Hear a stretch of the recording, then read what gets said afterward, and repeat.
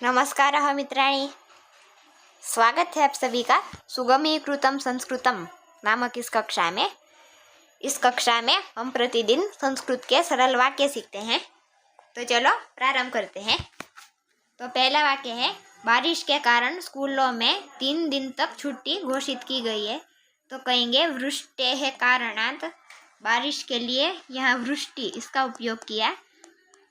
तो वृष्टेः कारणात् स्कूलों में, विद्यालयेषु 3 दिन तक, दिनत्रयं यावत्,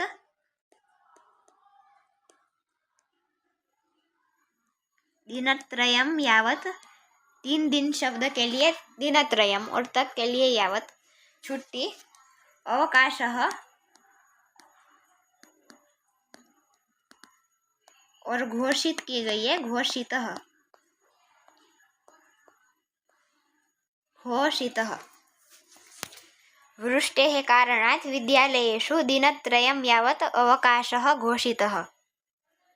दूसरा वाक्य है, माँ बाजार जाकर हरी सब्जियां लाती है। तो कहेंगे माता, इसके स्थान पर जननी या अम्बा, ये दोनों में से कुछ भी कह सकते हैं। यहाँ ये हमने पीछे भी देखा है। माता बाजार के लिए विपणी शब्द, विपणीम गत्वा, जाकर के लिए गत्वा, हरी हरितानी सब्जी शाकानी, और लाती है के लिए आनयति का उपयोग करेंगे हम। शाकानी और आगे आनयति।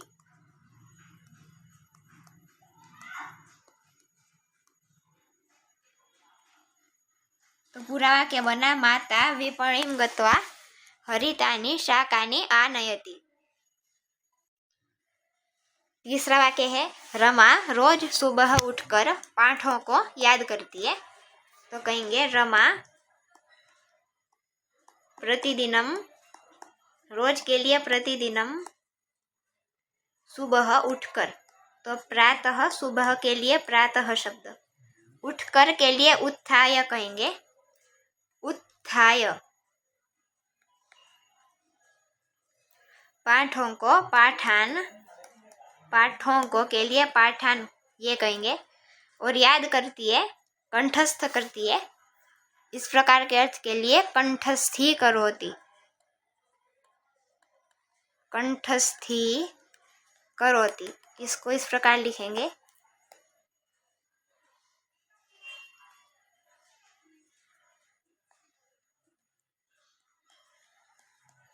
पाठों को, इसके लिए तो पाठान ये रहा,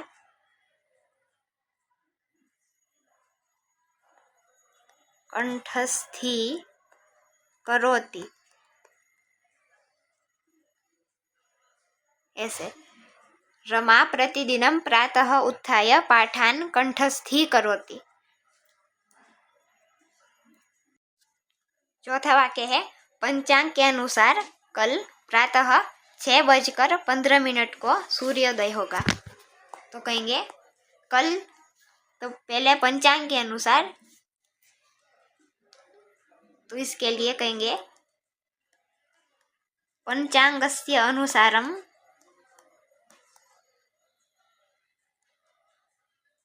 अनुसार, तो अनुसारम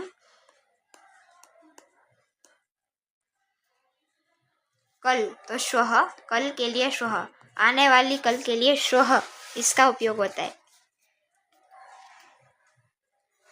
और बीती हुई कल के लिए ह्यः, ये हमने पीछे भी देखा है।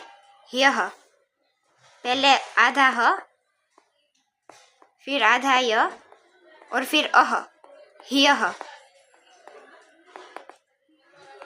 और आने वाली कल के लिए श्वः, तो पंचांगस्य अनुसारम श्वः प्रातः, सुबह के लिए प्रातः, यही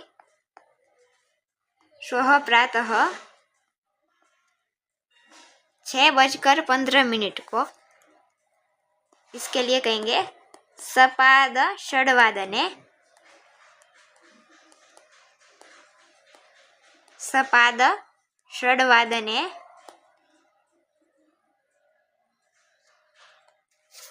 सूर्योदय होगा। सूर्योदयः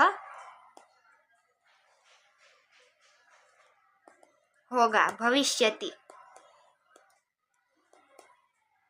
भविष्यति होगा, इसके लिए भविष्यति का उपयोग होता है। पूरा वाक्य बना पंचांगस्य अनुसारं श्वः प्रातः सपादषड्वादने सूर्योदयः भविष्यति। पांचवा वाक्य है बच्चों ने वृक्ष पर चढ़कर फल तोड़े। तो कहेंगे बालाः बच्चों ने, तो बालाः वृक्ष पर वृक्षम आरुह्य, चढ़कर के लिए आरुह्य, यहाँ भी उसी प्रकार लिखेंगे आधाह आधाय और बाद में ह्य। बालाः वृक्षम आरुह्य फल तोड़े, तो आगे कहेंगे फलानि तोड़े त्रोटितवन्तः। त्रोटितवन्तः तोड़े के लिए, तो पूरा वाक्य बना बालाः वृक्षम आरुह्य फलानि त्रोटितवन्तः। तर्हि एवमेव संस्कृतस्य अभ्यासं कुरुत संस्कृतिं च पालयत। कैश्चित् नूतनैः वाक्यैः सह अहं पुनः उपस्थिता भविष्यामि, तावत् शुभं भूयात्। अर्थात तो इसी प्रकार संस्कृत का अभ्यास करते रहिए और संस्कृति का पालन करते रहिए। तो मैं कुछ नए वाक्यों के साथ पुनः उपस्थित होंगी।